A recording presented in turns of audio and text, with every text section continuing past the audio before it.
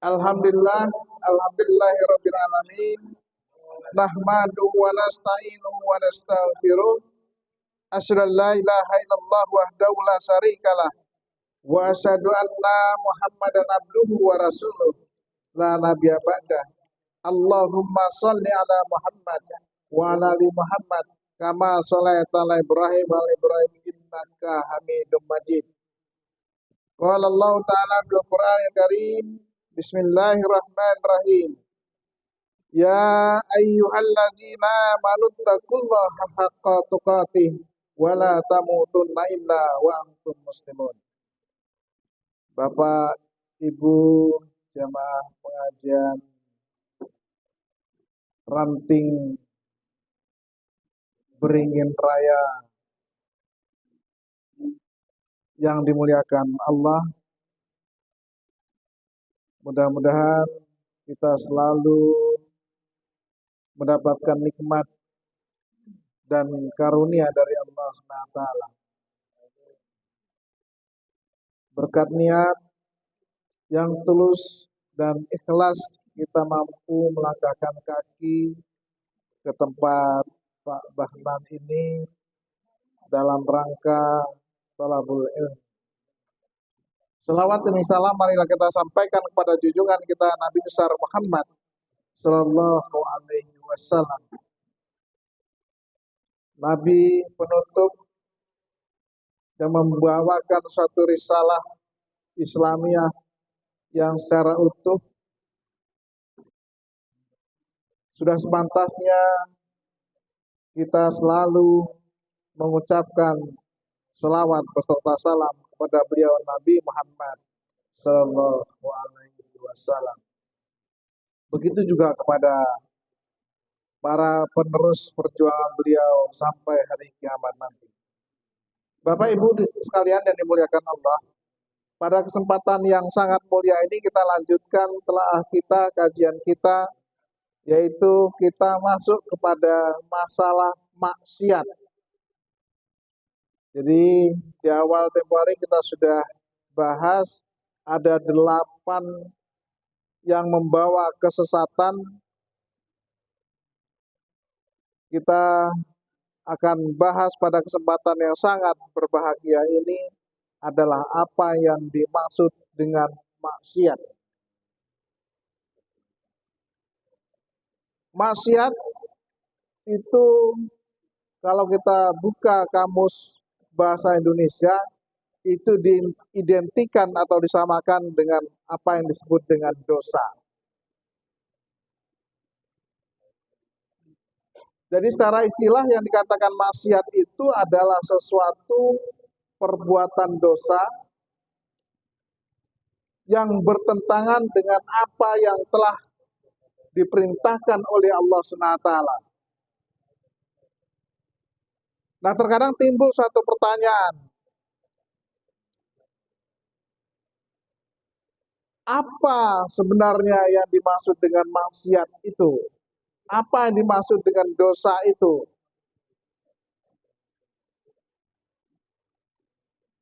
Kalau kita lihat dalam bahasa Arab, dan Allah SWT sering juga menyebut istilah dosa ini dengan berbagai banyak macam kata. Yaitu ada sering dikatakan dengan kata-kata yaitu yang disebut dengan zunduk atau fasa. Ada juga sering sebut juga dalam Al-Quran itu dengan sebutan sayyiat.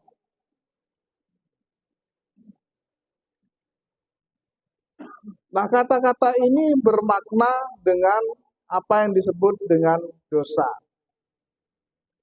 Tidak kurang dari 101 ayat yang menyebutkan tentang dosa.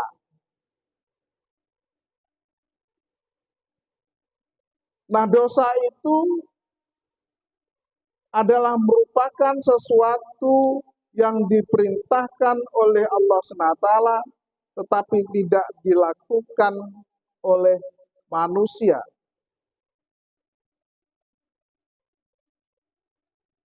Karena apa? Karena kesombongan manusia itu sendiri. Lebih dari 130 macam kemaksiatan. Kalau para ahli sufi, pada intinya maksiat itu hanya terbagi menjadi dua, yaitu maksiat batin dan maksiat lahir. Artinya dosa lahir dan dosa batin. Ada yang mengatakan bahwa dosa pikiran itu sering disebut dengan perilaku batin dan juga perilaku zahir atau jasad.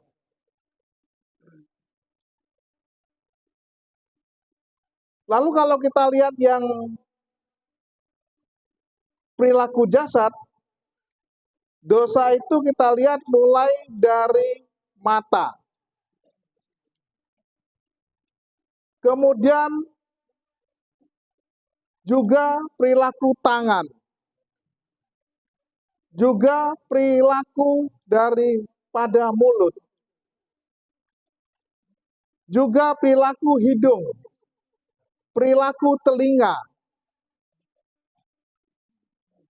Termasuk diantaranya perilaku kaki. Seperti saya katakan di awal bahwa pikiran itu ada yang berbentuk nisbi, tapi ada yang berbentuk hakiki.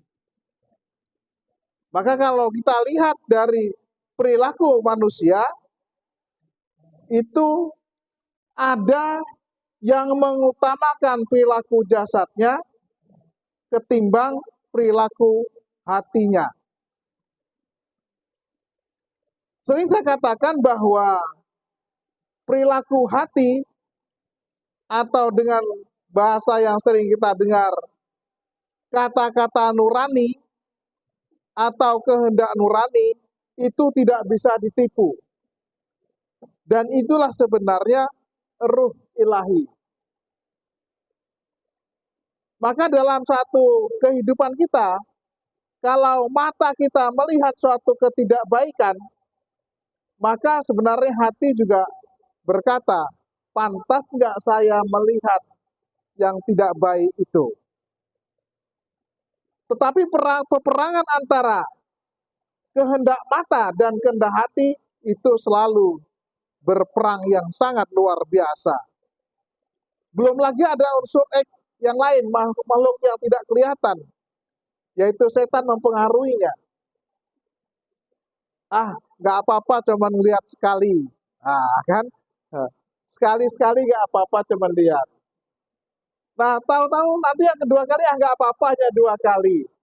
Nggak apa-apa, 3 kali, dan seterusnya. Selalu dibuai dengan kata-kata hati itu tadi.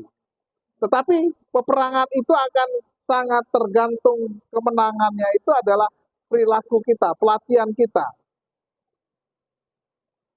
Nah, mata yang melihat ketidakbaikan itu, apapun bentuk ketidakbaikan itu, baik sengaja ataupun tidak sengaja, itu adalah perilaku dosa. Nah, kemudian yang telinga juga begitu. Kita selalu diarahkan untuk kehendak jasad ini untuk mendengarkan yang tidak baik. Tetapi hati selalu berperan bahwa mendengar yang demikian itu adalah tidak baik. Tetapi perperangan itu akan terjadi antara kehendak jasad dan kehendak hati. Kehendak nurani. Nah, peperangan itu akan dimenangkan oleh pendengaran yang baik atau pendengaran yang buruk, itu sangat berperan daripada perilaku kita sehari-hari. Kalau kita biasa mendengarkan yang tidak baik, maka akan terkalahkan walaupun suara hati itu cukup baik. Nah, kalau kita mengikuti ketidakbaikan itu berarti menjadi dosa. Tapi kalau ikuti nurani kebaikan, maka menjadi kebaikan. Nah, begitu juga perilaku hidung. Hidung itu mencium yang baik-baik, itu adalah kehendak daripada hati nurani. Tapi pada saat kita mencium yang tidak baik, maka akan menjadi kehendak syaitania. Nah, itu adalah perilaku dosa. Begitu juga perilaku tangan. Tangan kita akan selalu diarahkan menjadi suatu kebaikan, tetapi akan bisa jadi akan berperang antara kehendak hati dan juga antara kehendak tangan itu sendiri. Maka kalau kita merujuk kepada apa yang pernah disampaikan oleh Ibnu Sina, bahwa hati itu tidak akan terkontaminasi oleh kehendak jasad. Nah, tinggal pelatihan kita selama ini, mana yang paling dominan. Kalau dominannya adalah mengikuti kehendak jasad, maka itu akan selalu berjalan sepanjang waktu. Nah, kalau kita mengikuti langkah-langkah itu tadi, maka menjadi ketidakbaikan. Karena apa? Unsur jasad kita ini adalah unsur tanah. Tanah itu pun ada kecenderungan ketidakbaikan dan ada kecenderungan kebaikan. Maka kalau kita lihat penggolongan manusia oleh Allah SWT, itu digolongkan kepada 3 golongan besar. Allah menyebutkan manusia itu dengan yang pertama dengan sebutan Bani Adam. Yang kedua dengan sebutan insan. Yang ketiga, yang kedua itu sebutan Anas. Baru yang ketiga dengan sebutan insan. Sebutan yang disebutkan Allah dengan sebutan Bani Adam, maka punya kecenderungan 99,99% itu mengikuti ketidakbaikan. Nah, ketidakbaikan itu sering diidentikan dengan perilaku setan yang selalu membangkang. Nah, pada sebutan Anas, maka 50-50. 50-50-nya tergantung jasad itu diajak pada kebaikan, maka ikut kebaikan. Pada saat diajak keburukan, maka dia akan ikut pada suatu keburukan. Nah, inilah perilaku jasad yang ada pada diri kita. Kenapa kita perlu tahu tentang bagaimana perilaku jasad kita, supaya kita bisa mengeliminasi atau memperkecil daripada gerakan jasad ini untuk tidak berbuat maksiat. Nah, perbuatan maksiat ini seperti di awal tadi saya katakan lebih dari 130-an. Ya, kalau di Al-Quran itu disebutkan 101 ayat, kemudian didukung dengan hadis yang lainnya. Dan yang terbesar, dosa-dosa yang terbesar itu, yang pertama, seperti yang kita kupas beberapa waktu yang lalu, yaitu syirik. Itu adalah dosa besar yang paling utama. Itu adalah syirik. Dan ini tidak akan diampuni oleh Allah SWT. Yang kedua adalah meninggalkan sholat. Meninggalkan sholat ini adalah suatu perilaku dosa besar. Dan runtutannya nanti kalau sudah meninggalkan sholat, mau tidak mau dia akan meninggalkan zakat, dia mau tidak mau meninggalkan segala macam yang dilarang oleh Allah SWT. Nah, kemudian dia juga akan meninggalkan, walaupun dia sudah mampu naik haji, tidak akan berangkat naik haji. Selalu tertutup, kekayaannya cukup, uangnya cukup, tetapi belum dia mampu melakukan itu. Kalaulah dia mampu, tetapi hanya sekedar lip service saja. Nah, ini banyak terjadi. Karena banyak duit, kawan-kawan malulah kalau nggak haji. Karena uangnya sudah banyak, berangkatlah. Supaya disebut dengan sebutan haji. Ya. Nah, ini sholat itu adalah merupakan dosa besar. Maka kalau kita lihat, jadi Rasulullah SAW itu kalau ada yang meninggal, itu ditanya, wahai para sahabat, si fulan ini sholat tidak? Saya belum pernah melihatnya, ya Rasulullah sholat. Rasulullah tidak mau menyolatkan. Tidak mau menyolatkannya. Maka para sahabat yang lain juga begitu. Tidak mau menyolatkan orang yang tidak melakukan sholat. Karena sholat adalah pembeda antara orang Islam dan yang bukan Islam. Lalu bagaimana yang terjadi setelah Rasulullah SAW meninggal dan setelah masa Bani Umayyah? Maka pada ulama-ulama yang lain, yang penting sudah pernah melaksanakan sholat, siapapun jadi saksinya pernah melaksanakan sholat, disolatkan. Karena sholat itu menyolatkan jenazah itu hukumnya fardu kifayah. Nah kalau nggak ada yang nyolatkan, bagaimana? Menurut para ulama, ya disolatkan sajalah, melepaskan kewajiban itu tadi, yaitu fardu kifayah. Kalau nggak dosa semua, dosa semua. Nah kemudian yang ketiga itu adalah durhaka kepada kedua orang tua. Apapun kedudukan orang tua kita, kafirkah dia, apakah sudah Islam dia, atau tidak Islam dia, orang tua kita itu tidak boleh kita durhakai. Nah ini yang sering terjadi di mana-mana, ya. Mendurhakai orang tua ini adalah merupakan suatu perilaku yang dosa yang sangat besar. Maka harus dihindari. Maka kalau kita lihat betapa banyak kisah-kisah misalkan tentang bagaimana seorang anak yang durhaka kepada kedua orang tua. Di Indonesia kita sering dengar dengan kisah malin kundangnya. Kemudian di zaman Rasulullah itu ada seorang sahabat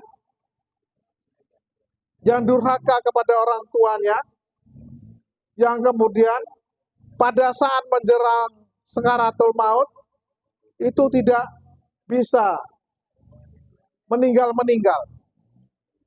Lalu ditanya oleh Rasulullah, wahai para sahabat, apakah orang ini masih ada orang tuanya? Maka dijawab oleh para sahabat, masih. Siapa yang tahu rumahnya? Disebutkan, datanglah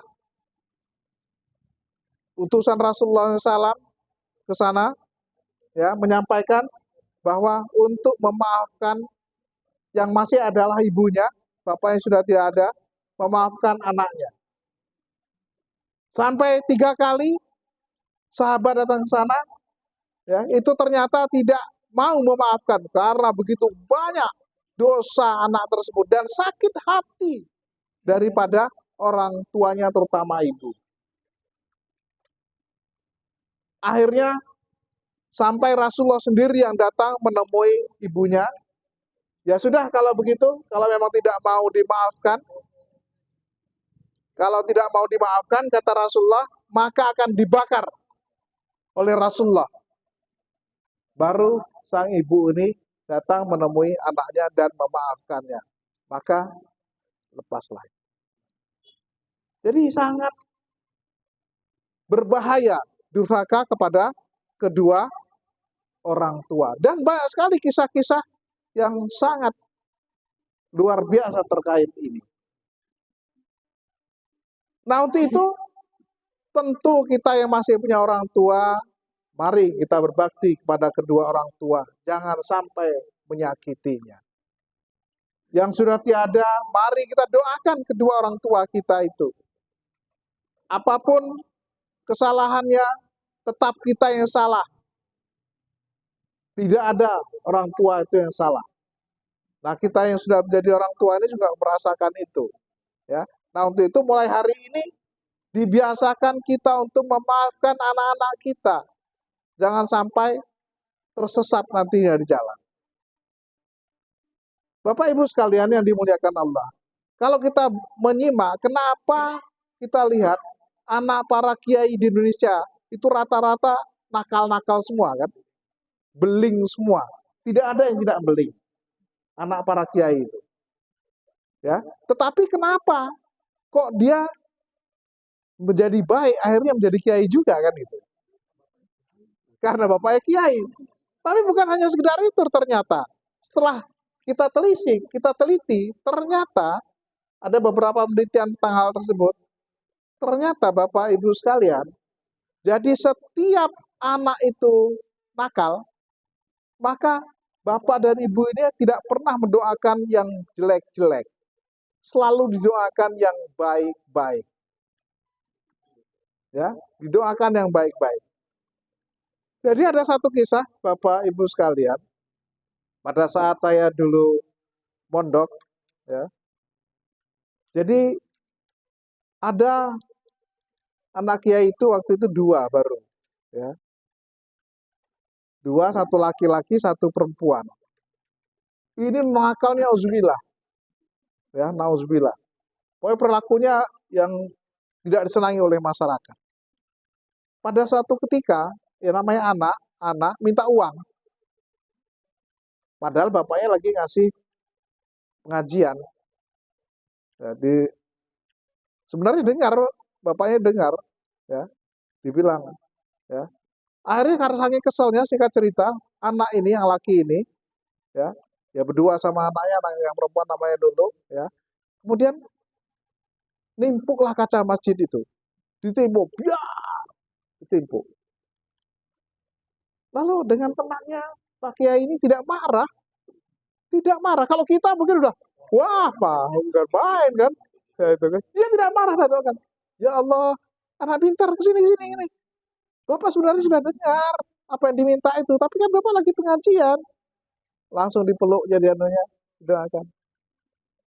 Nah, singkat cerita ya anak itu jadi baik. Dulu kalau pernah dengar, pernah menjadi ketua apa namanya IPNU, ya. IPNU itu Ikatan Pelajar Nahdlatul Ulama. Itu ada namanya Lulu dulu, nah itulah anaknya. Padahal nakalnya auzubillah itu, ya. Nakalnya auzubillah, tapi jadi orang. Karena didoakan oleh orang tuanya yang baik, baik-baik. Jadi mari dari sekarang, kalau kita belum, biasakanlah mendoakan anak-anak itu yang baik-baik. Kemudian selanjutnya adalah zina. Zina ini adalah merupakan juga dosa yang sangat besar. Ya, dosa yang sangat besar. Nah, zina itu ada zina mata, zina hati, zina pendengaran, zina penglihatan, dan zina tangan. Nah ini harus waspada kita. Ya. Nah ini kajiannya memang cukup panjang ini bagaimana caranya untuk menghindarkan kita supaya tidak zina mata, untuk tidak zina penciuman, tidak zina apa namanya kata, tidak zina telinga pendengaran kita, tidak zina tangan, tidak zina apa nama kaki kita.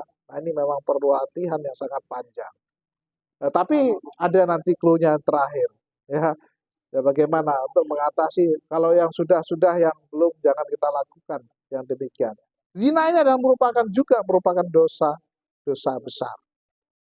Yang ini bahkan orang berzina itu kalau dia sudah berkeluarga, dia berzina, maka dirajam. Ada satu kisah di zaman Rasulullah, seorang wanita itu ngadu sama Rasulullah, ya, ya Rasulullah saya berzina. Kata Rasulullah benar, iya. Dengan siapa? Banyak orang kata Rasulullah. Kata orang ini kan. Banyak. Oh gitu. Tapi mau tobat? Iya. Ya Allah saja menerima tobat masa ada Rasulullah. Ya kalau mau tobat ya bisa. Terus gimana caranya Rasulullah? Kata para sahabatnya emosi aja sahabat ini kan. Udah rajam aja katanya. Wah itu kalau kita musyawarah itu mungkin gitu ya. Wah ini kan sudah zina, udah ngaku, ngapain lagi katanya. Udah rajam aja. Tapi apa kata Rasulullah? Ya, jangan kata Rasulullah. Kita tunggu. Kita tunggu sebulan, 2 bulan. Nah tahu-tahu hamil. Ya kan? Hamil. Setelah hamil, ya Rasulullah ngadep lagi Rasulullah. Gimana saya ini kok belum dihukum-hukum, saya merasa dosa sekali ini sudah berzina. Nanti bagaimana saya di akhirat? Saya sudah berikrar berislam, tapi saya ya ditunggu saja kata Rasulullah. Tunggu gimana? Ya tunggu pelihara anaknya dalam kandungan itu. Jadi kalau sekarang kan enggak kan digugurin kan ya kan. Wah itu bunuh juga kan ya, kan? Nah itu. Akhirnya dibiarkan sampai anak itu lahir. Ya. Setelah anak itu lahir, kemudian ada lagi Rasulullah. Ya Rasulullah, saya ini sudah lahir anaknya dan saya merasa terkejar-kejar dosa ini. Ya biasanya kalau orang yang sudah tobat biasanya begitu kan. Nah, saya minta dirajam saja. Jangan dulu lah disusui anakmu itu dulu, kata Rasulullah. Ya, ya disusui sampai berapa ajaran dari Islam? 2 tahun. Cukup panjang itu. Jadi setiap 6 bulan ada Rasulullah minta dianu terus sampai sudah 2 tahun ya baru diadakan eksekusi itu. Jadi ada tahapannya ya, ada tahapannya. Artinya walaupun dia sudah terbukti berzina, kalau kita sekarang kan enggak main bakar saja atau yang bunuh saja kan gitu kan. Ya. Ya. Nah ini. Nah, ini lebih daripada hukum Islam kan. Tapi orang takut dengan hukum Islam. Padahal hukum Islam itu sangat bagus sebenarnya kan. Nah ini. Nah inilah artinya bagaimana tahapan-tahapan untuk menetapkan suatu hukum. Nah kemudian yang selanjutnya itu adalah bergunjing. Ini adalah merupakan dosa besar. Menggunjingkan orang itu termasuk dosa besar. Dosa besar menggunjingkan. Nah untuk itu sampai Rasulullah SAW menceritakan bahwa kalau kita menggunjingkan orang dengan bahasa lain kadang-kadang ini lebih cenderung kepada fitnah kan. Nah ini musim-musim kampanye ini banyak fitnah sana sini. Nah ini kita jangan usah terjebak ke sana ya. Jangan sampai terjebak. Lebih baik kita diam kalau ya. Belum tentu yang disampaikan orang itu benar juga kan. Nah ini harus waspada. Karena kalau sudah fitnah, fitnah itu lebih kejam daripada pembunuhan. Lebih kejam daripada pembunuhan. Nah, karena dia lebih kejam daripada murah, makanya harus hati-hati kita memfitnah itu, menggunjing itu. Harus waspada. Bapak Ibu sekalian yang dimuliakan Allah, dosa-dosa besar ini itu tidak diampuni oleh Allah SWT sebelum dia tobat. Sebelum dia tobat. Ya, kita nggak akan ceritakan semuanya, panjang sekali. Ya. Jadi dosa-dosa besar ini cukup banyak, ya, lebih dari 130-an macam dosa. Baik. Nah, pemikiran sekarang kita lihat banyak orang-orang sekarang pemikirannya, ya, sekali lagi tadi dikatakan oleh Ibnu Sina bahwa pemikiran kita itu terbentuk pada dua sisi, yaitu sisi yang nisbi dan sisi yang abadi. Ada yang benar-benar pemikiran murni berdasarkan ruh daripada ilahi, tapi ada pemikiran-pemikiran lepas yang sangat berbahaya. Jadi kita membuat pemikiran-pemikiran yang merusak orang lain, nah itu akan juga menjadi dosa besar. Nah ini terjadi di mana-mana dan sampai kapanpun akan terjadi itu. Maka perlu ada filternya, perlu ada saringannya agar kita tidak terjebak dalam hal tersebut. Ada satu kisah Bapak Ibu sekalian. Jadi orang ini sudah mempunyai berlumuran dengan dosa. Ya. Syirik iya, munafik iya, berzina iya, merampok iya, makan haram iya, macam-macam sudah banyak sekali. Ya, minum-minuman keras, semuanya ada sama dia. Ya. Semuanya komplit sama dia. Nah, kemudian lalu dia tobat. Menjelang ya akhir-akhir hidupnya dia tobat. Lalu karena dia tahu semacam itu, Dan orang pasti akan membencinya, maka orang tidak terima sekitarnya. Di sekitarnya tidak terima. Alah, kalau tobat sambel paling. Nanti ngulangi lagi. Nah, karena selama ini begitulah ya macam-macam perilakunya, yang zina, minum minuman keras, yang merampok, yang ya membuat syirik, yaitu suka nanam kepala kerbau dan macam-macam, pokoknya udah numpuk lah sama dia pekerjaannya. Lalu dia tobat, benar-benar tobat. Tapi orang ini kebetulan kaya raya. Lalu dia berdiskusi sama istrinya. Bagaimana caranya saya ini untuk membuktikan bahwa saya ini adalah benar-benar sudah taubatan nasuha. Benar-benar sudah taubat nasuha. Ya, melaksanakan apa yang diperintahkan. Udah naik haji aja kita semua ngaku. Ya katanya nggak cukup, kata Pak Kiai itu, katanya kalau kita tobat hanya cukup naik haji. Nggak cukup katanya. Dengan orang-orang yang lain gimana? Ada yang sudah meninggal, orang yang saya rampok dulu, ya saya dinaik dan segala macam. Bagaimana ini? Nah, setelah diskusi, singkat cerita, tidak ada kesimpulan, maka dia ngambil kesimpulan sendiri. Dia mau pamit sama istrinya bahwa dia akan menebus dosanya. Tapi nggak ada dalam Islam menebus dosanya, tapi bahasa dia ya, menebus dosanya tersebut dengan caranya akan bagaimana beramal. Wah, nanti sangat bahaya. Gimana nanti matinya kamu nggak ada yang nyolatkan, kata istrinya. Biarlah, katanya. Mudah-mudahan nanti yang nyolatkan saya itu raja. Kata dia kan, gitu kan. Yang nyolatkan saya itu nanti raja. Nggak ada, ngapain. Akhirnya apa? Dia pergi ke tempat perzinaan itu, tetap jalan ke sana. Tapi apa? Tujuannya ke sana, itu orang-orangnya diingatkan sama dia, dikasih modal sama dia, kemudian suruh tobat. Nah, tiap hari dia begitu ya. Di situ kan biasanya kalau tempat perzinahan itu ada tempat minum-minuman keras. Ya, minum-minuman keras itu dia borong, dia beli. Ya, dia beli, kemudian dia bawa pulang, masukkan mobilnya, kemudian sampai rumah, apa namanya, dibuang. Ya, dibuang. Nah, kemudian yang apa namanya narkoba yang segala macam dia ikuti semua, ya.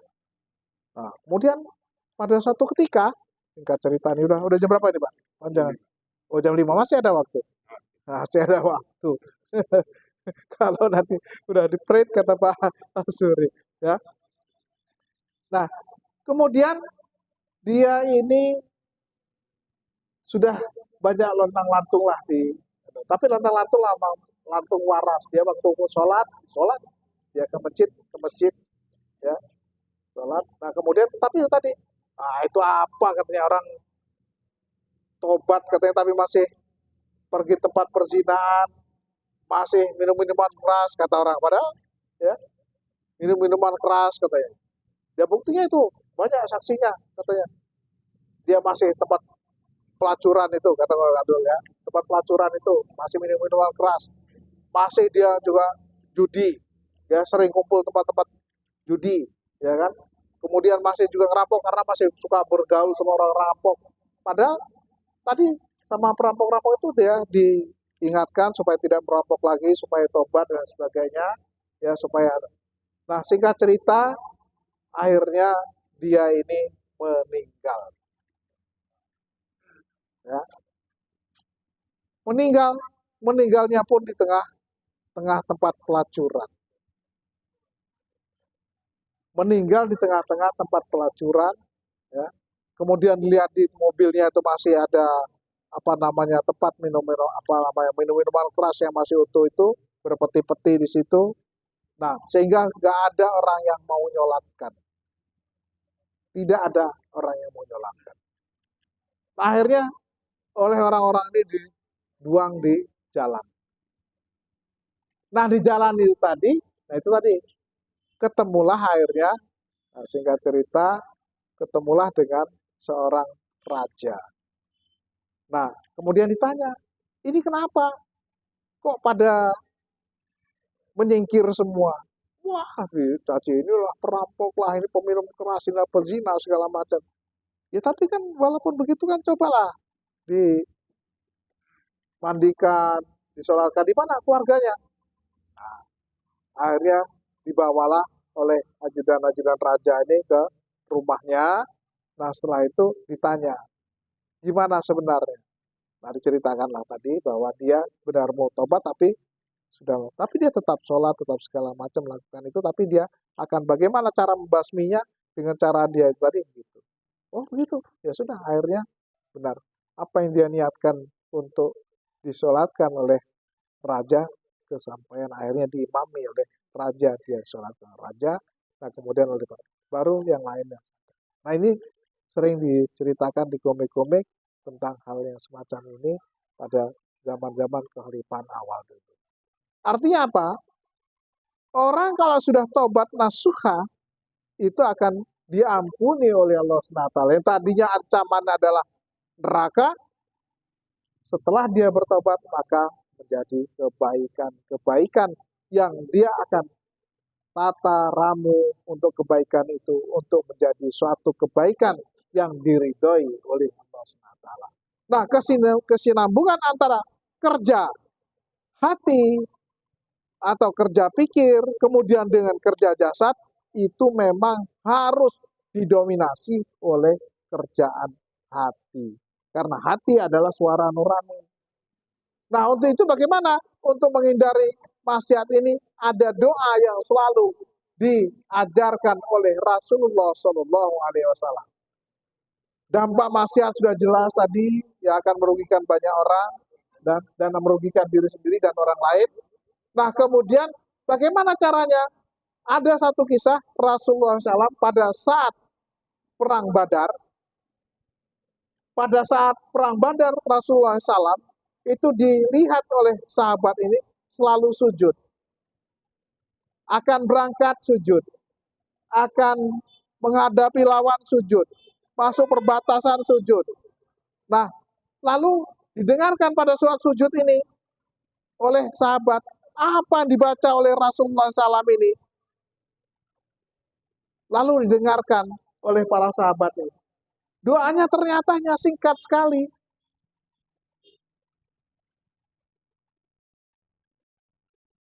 Singkat sekali doanya, tapi selalu diucapkan. Jadi masuk perbatasan, Rasulullah sujud, diucapkan. Pada saat sudah di pertengahan perjalanan ke perang, dibaca. Akan perang dibaca oleh Rasulullah SAW. Nah, disimpulkan bacaannya itu hanya sederhana. Sehingga pada saat perang Badar kita menghadapi berapa tentara musuh? Berapa? Ya, 12 ribuan ya. 3.000. Sementara punya kita hanya, jadi ada banyak versi itu yang kita hanya 3.000, yang orang lain itu 12.000. Ya. Ada yang mengatakan kita hanya 300, ya. Kemudian yang musuh itu ada 1.000-an. Jadi banyak versi lah, itu nanti terlepas dari mana bukti sejarah yang ada ya. Itu. Nah, kemudian bacaan itu sederhana sekali dan itu bisa kita lakukan kalau kita dalam kondisi kesulitan, ya, kesulitan dalam mengatasi tadi lawan-lawan kita tadi yang makhluk nyata atau tidak nyata, ya, itu bisa kita praktekkan pada saat kita sujud akhir.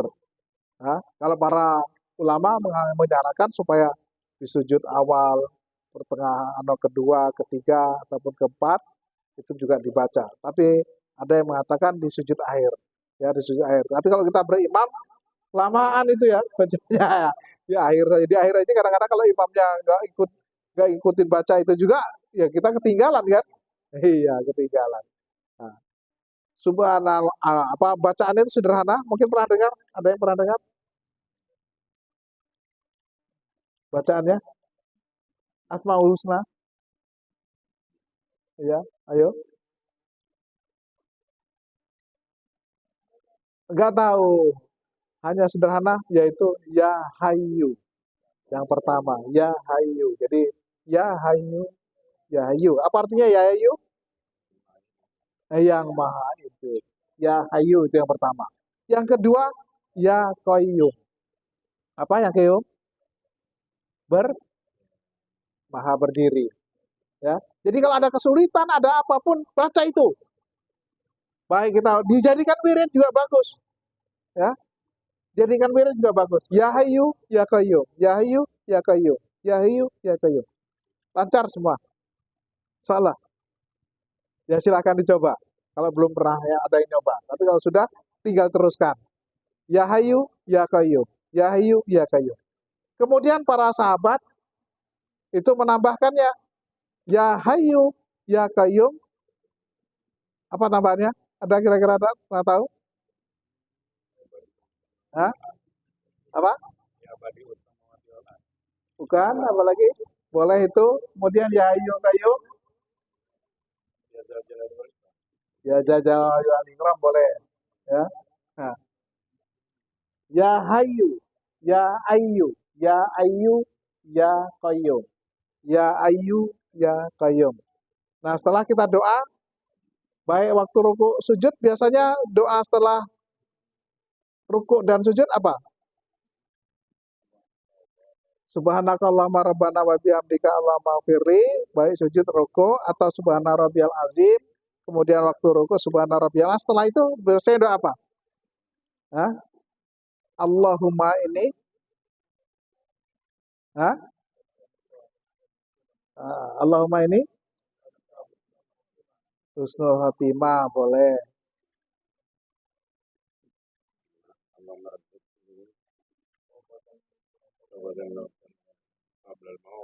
Boleh juga. Nah, banyak doa-doa itu ya Bapak Ibu sekalian, ya silakan dianukan. Tapi kalau sekali lagi kalau kita imamnya yang masih muda ya, yang bukan kalau yang tua biasanya udah paham. Yang masih muda dia nggak itu sudah cukup itu saja kadang-kadang ya kan. Nah ini, nah yang kita yang tua-tua itu ya kita mulailah dengan itu. Minimal di akhir ya. Ya. Iya. Ya, banyak banyak doa-doa semacam itu ya.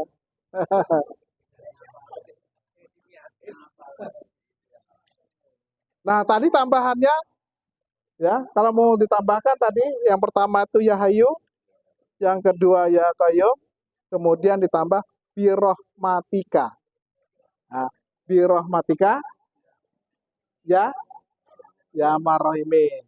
Ada juga birahmatika apa? Boleh juga.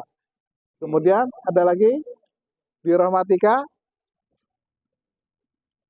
itu kalau wushu digunakan untuk sholat malam aja kalau jamaah ketinggalan kita ya, ketinggalan karena anu, apa namanya muda-muda sekarang itu belum dipakai ya. Karena untuk kita yang tua-tua ya, karena memang diajarkan Rasulullah untuk yang tua ya. Sebenarnya untuk yang muda juga nggak apa-apa sebenarnya kan. Kalau jadi imam nggak apa-apa kita anukan nanti kalau udah biasa jadi imam tambah enak di sujud terakhir lah, di sujud terakhir. Ya, ya ada nanti tapi kalau nggak biasa orang akan protes kan ulama amat ini kan gitu kan. Ya makmum ya protes. Tapi kalau sudah terbiasa nanti akan mudah ya. Minimal ya Hayu ya Qayyum. Kalau tidak ditambah kalau mau ditambah birahmatika birahmatika astaghis. Ya, birahmatika astaghis. Rin ya, astaghis. Birahmatika astaghis. Ya itu kalau mau untuk kita yang sudah tua-tua itu ya. Ya, apa namanya kita pasrah total sama Allah SWT. Astaghis. Birahmatika astaghis. Ya. Jadi itulah dalam kondisi apapun insya Allah dimudahkan oleh Allah SWT. Minimal ya Hayyu ya Qayyum. Minimal ya Hayyu Qayyum. Ya. Dan ini banyak kejadian ya. Kalau kita misalkan mau dikeroyok orang atau gimana, baca itu saja sudah. Allah akan melindunginya. Ya.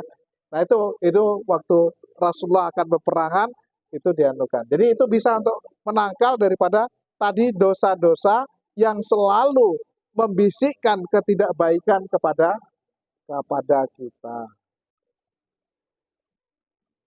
Saya kira itu Bapak Ibu sekalian pada kesempatan yang berbahagia ini mudah-mudahan kita terhindar dari macam-macam dosa besar yang jumlahnya 131. Nah, nanti kapan-kapan kita telah secara khusus, karena ini kita masih mengkaca dari kesesatan-kesesatan yang menghambat daripada akidah kita, sehingga ini memang perlu dituntaskan dulu. Ya, masih ada sudah 5 ya. Yang pertama temporary syirik, yang kedua apa? Yang pertama syirik, yang kedua masih ingat? Ya, bukan. Yang pertama yang tema besar kita tempo hari, kan?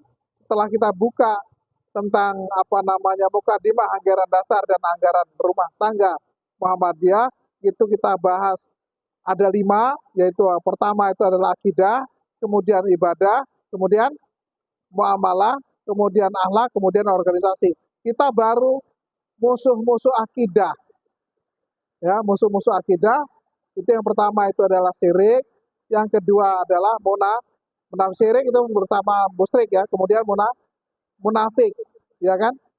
Munafik, ya kan? Kemudian zalim. Baru kita yang keempat ini baru maksiat. Nah, berarti masih ada 4 lagi ya. Masih 4 lagi. Ya.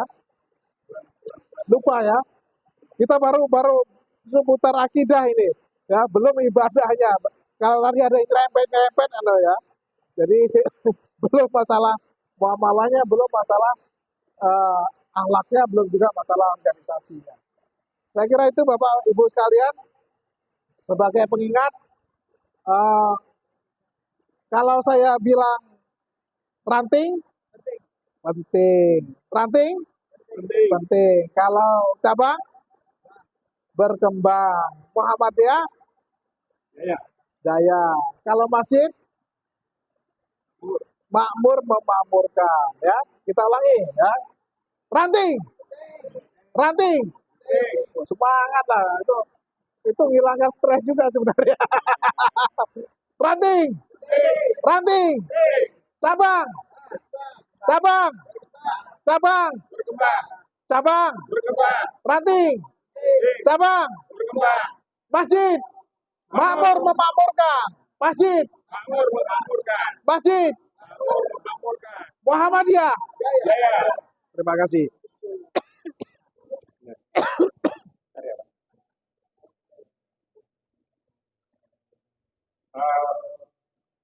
Mohon sedikit waktu sebelum kita tanya jawab.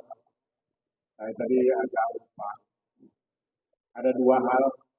Yang pertama, saya sebagai tuan rumah mengucapkan terima kasih yang sebesar-besarnya atas kehadiran Bapak Ibu sekalian dalam pengajian PRM Beringin Raya yang ke-5 ya. Sudah ke-6 bulan kita, luar biasa. Mudah-mudahan berarti sudah 5 ya? Berarti sudah 5 kajian kita. Kegiatan selanjutnya. Iya, artinya kan seharusnya sudah 5. Maaf saya satunya Pak.